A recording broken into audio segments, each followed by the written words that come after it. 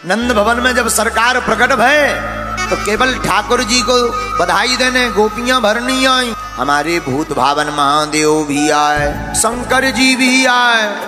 एक भी अवतार ऐसा नहीं है जिसमें राम जी अवतार हो चाहे कृष्ण अवतार हो शंकर जी ना गए। शंकर जी भी आए। किसके साथ? काकभूषुंडी जी के साथ में। जहां पहुंचे भोले बाबा आवाज लगाई, भिक्षाम देही। सोई जसोदा मैया हाथ में बढ़िया सामग्री लेकर के द्वार पर आई। अरे महाराज अच्छे पधारे, आपकी जय हो। महाराज मांगो, क्या चाहिए? भोले बाबा बोले, देवी जी हम मांगने वाले बाबा नहीं हैं। फिर हमको तो आपके लाला के दर्शन चाहिए, आपके बालक के दर्शन करने आए। जसोदा मैया ने नीचे से ऊपर तक देखा, हे भगवान इतने खतरनाक महात्मा, बड़ी बड़ी दाढ़ी, बड़ी बड़ी मूंछ, सांप लटकाए। अरे महाराज हमारो लाला आपको मुंह देखेगे वो डर जाएगा, हम अपने छोरा को नहीं लाएंगे। भोले बाबा बोले, देखो देवी जी, माता जी, हम तो आपके छोरा के दर्शन करने को ही पधारे हैं, और कोई उपाय नहीं है। जसोदा मैया बोली, महाराज कुछ भी हो जाए हम दर्शन तो नहीं देंगे। आप दान ले लो, हीरा ले लो, जवाहरात ले लो, मोती ले लो, हम तो कहते एक आध गांव ले लो, गैया ले लो, पर छोरा के दर्शन ना करवाएंगे। शंकर जी बोले, माता जी जानती नहीं हो महात्माओं की हट कितनी कठोर होती है, साधु हट कर ले तो गड़बड़ हो जाता है। जसोदा मैया हाथ जोड़ के बोली, सुनो बाबा जी, महात्माओं भर की हट खतरनाक नहीं होती, त्रिया हट भी खतरनाक होती है। भोले बाबा ने विचार करो, हे भगवान इस बार तो मैया बड़ी खतरनाक है, पिछली बार राम अवतार में तो बड़ी जुगत से चले गए। राम अवतार में भगवान शंकर राम जी के दर्शन के लिए ज्योतिषी का भेष बनाते, और राम और कृष्ण अवतार की एक हम विचित्र स्थिति बताएं। राम अवतार में राम जी के दर्शन के लिए शंकर जी को रोना पड़ा, कृष्ण अवतार में शंकर जी के दर्शन के लिए भगवान कृष्ण को रोना पड़ा। राम अवतार में लंबी लाइन में शंकर जी लगे, काकभूषुंडी जी भी लगे, लंबी लाइन में जल्दी जल्दी चले जा रहे। दूर से ही देखा, भगवान ने भी देखा, शंकर जी ने भी देखा, ठीक से नजर नहीं मिला पाए, ठीक से देख नहीं पाए, आंखों से आंसू बहाते हुए सरजू जी के किनारे आ गए। हे सरकार, आपके दर्शन ना हो तो क्या काम का आपका होता, हम तो आपके बिना रह नहीं पाएंगे। तो काकभूषुंडी जी ने एक उपाय बताया, रो मत, एक काम करो। बोले क्या? ज्योतिषी बन जाओ। आप तो सब जानते हो, ज्योतिषी का भेष बनाओ, चमत्कार का महिमा फैलेगी।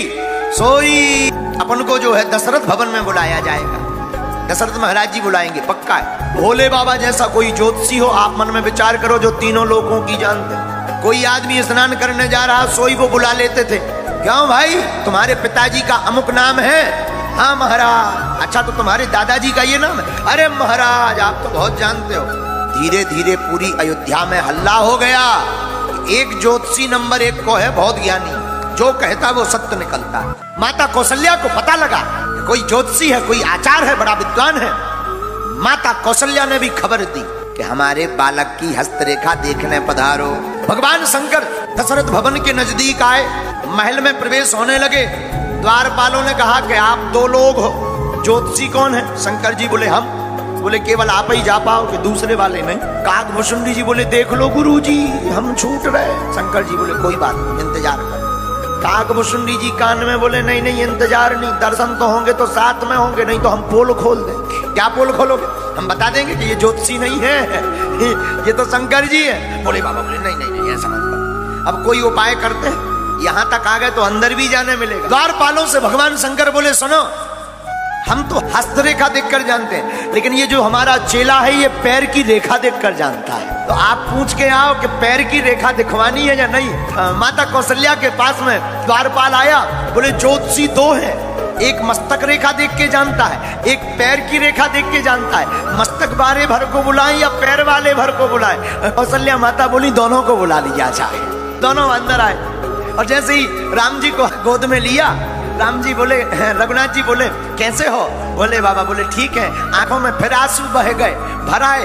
राम जी बोले चिंता मत करो, इस बार हमारे दर्शन के लिए आपको रोना पड़ा, द्वापर युग में आपके दर्शन के लिए हम रो करके अपना बदला चुकाएंगे। तो द्वार पर शंकर जी पहुंचे, आवाज लगाई, यशोदा मैया आई, महाराज हम आपको अपने छोरा के दर्शन नहीं करवाएंगे।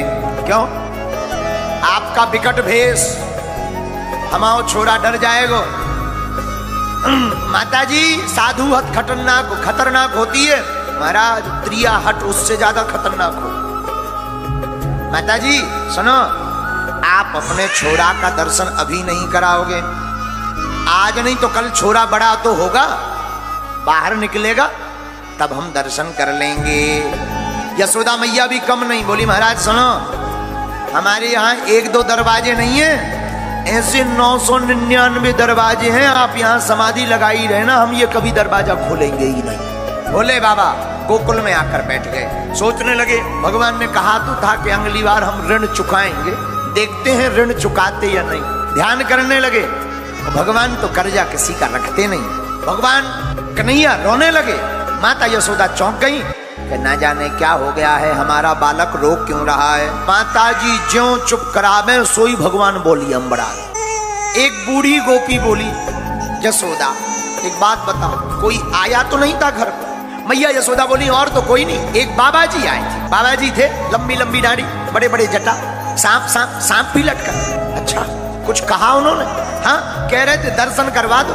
तो बूढ़ी गोपी बोली, हमें लगा तो उसी बाबा ने जादू टोना कर दिया है। भगवान कृष्ण रो भी रहे और मन ही मन हंस भी रहे कि हम दुनिया भर के जादू टोना हटाए और हम पर भी कोई जादू टोना कर जाएगा क्या। लेकिन भगवान लीला कर रहे हैं, और जोर से लगे जादू टोना को नाम सुन के, और जोर से किलकारी। गोकुल में एक वृक्ष के नीचे भगवान शंकर बैठे हुए थे। गोपी गई, महाराज आपको हमारी मैया ने बुलाया है, यशोदा रानी ने। बोले बाबा बोले हम किसी के घर नहीं जाते। तब काकभूषुंडी जी ने कान में कहा, उसी घर से बुलवा आया जहाँ सरकार है। अच्छा चलो चलो चलो, हाँ गोपी ठीक है चलो चलो। शंकर जी आए, भगवान पहले रो रहे थे, लेकिन भोले बाबा को देखकर जैसे ही भोले बाबा गए, क्या हुआ मैया? महाराज जब से आप गए हो हमारा बालक रो रहा है, लाओ हमारे हाथ में। और जहाँ ठाकुर जी भोले बाबा के हाथ में आए, सोई ठाकुर जी ने रोना बंद कर दिया। भगवान शंकर जी बोले, आपको रोना पड़ा? ठाकुर जी बोले, पिछली बार आप रोए थे, इस बार हम रो लिए, हिसाब बराबर हो गया।